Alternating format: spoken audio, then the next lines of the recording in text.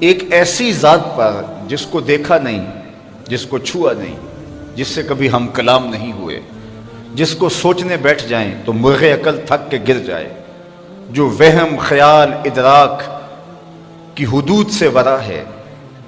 اکبر الہ آبادی نے کہا تھا تو دل میں تو آتا ہے سمجھ میں نہیں آتا، میں جان گیا بس تیری پہچان یہی ہے۔ تو سوچا نہیں جا سکتا، ناپا نہیں جا سکتا، تولا نہیں جا سکتا، دیکھا نہیں جا سکتا۔ لا تدرکہ الابصار، تمہاری آنکھوں میں طاقت کہاں کہ اس کے جلووں کی تاب لا سکو۔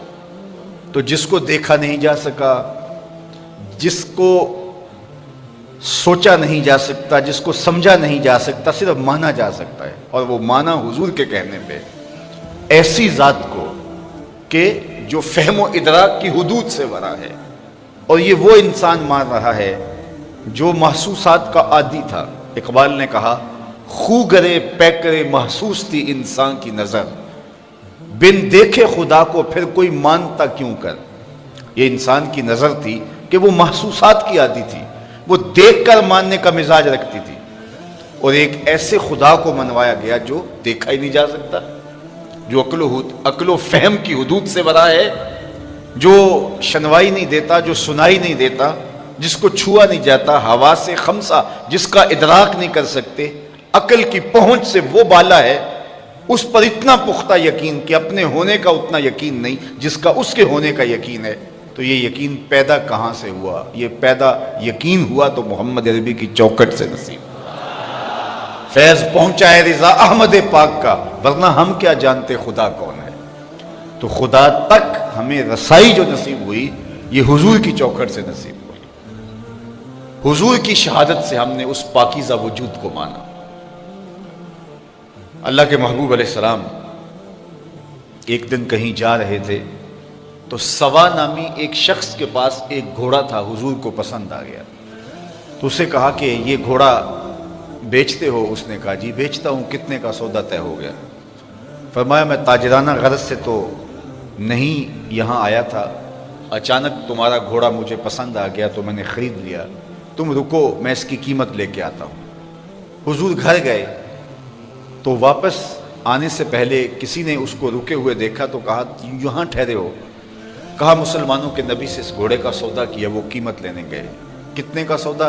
اس نے بتایا۔ اس نے کہا مجھ سے زائد پیسے لے لو۔ اس نے کہا میں تو ان سے سودا کر چکا ہوں۔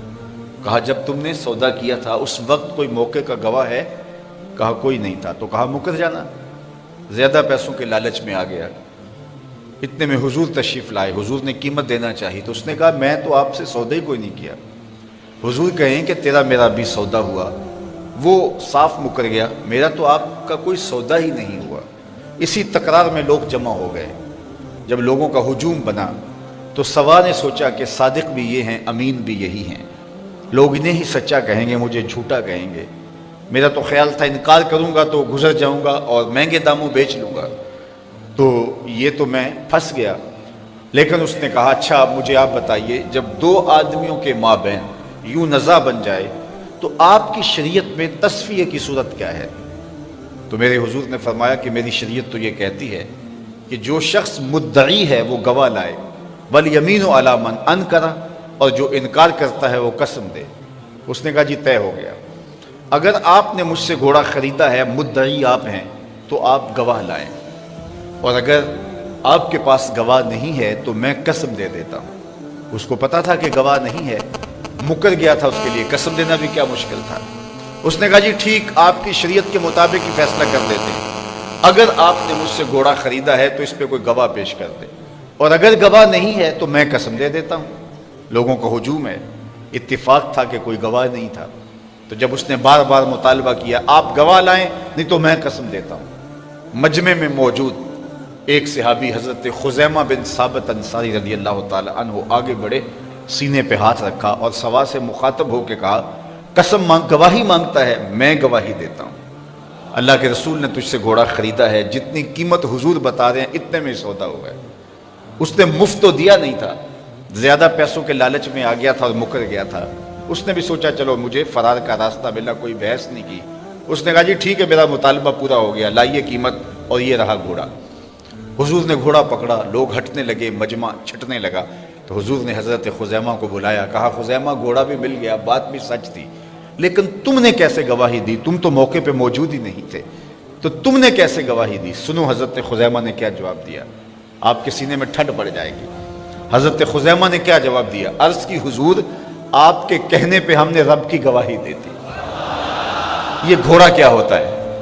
جنت دوزخ کی گواہی دے دی۔ کیا ہم نے دیکھا تھا؟ آپ نے کہا تو ہم نے مان لیا، اور یہ بھی تو آپ ہی کہہ رہے تھے کہ میں نے گھوڑا خریدا ہے۔